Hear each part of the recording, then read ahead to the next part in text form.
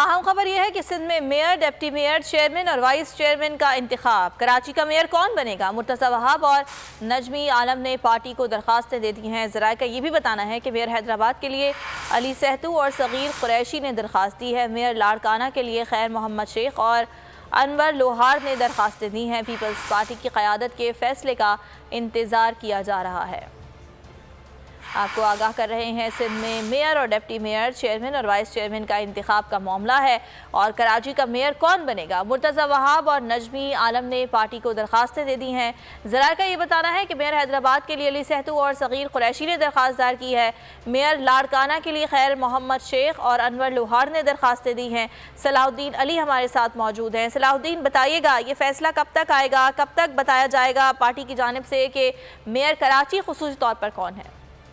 हाँ जी, बिल्कुल। सिंध में जो बलदियाती इंतखाबात का मरहला तो मुकम्मल हो गया है। अब उसके बाद मेयर, डिप्टी मेयर और चेयरमैन, वाइस चेयरमैन के जो इंतखाबात हैं उसका मामला आगे जारी है। और इस वक्त अगर बात करें तो कराची का मेयर कौन होगा तो उस पर सबकी नजरें लगी हुई हैं। तो इस हवाले से जो पीपल्स पार्टी है वो सबसे बड़ी जमात है इस वक्त कराची की, तो उसने जो है दरखास्तें वसूल करने शुरू कर दी हैं।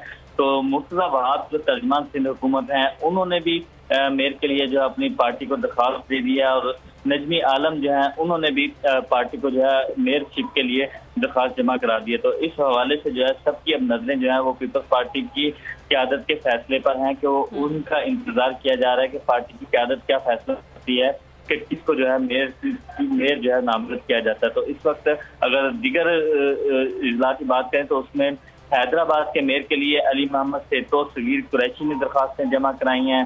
मेयर लाड़काना के लिए खैर मोहम्मद शेख, अनवर लोहार ने दरखास्तें जमा करवाई हैं। और जिला कौंसिल लाड़काना के लिए इजाज लगारी समेत 3 उम्मीदवार जो हैं उनकी दरखास्तें जो है पार्टी को मौसूल हो चुकी हैं।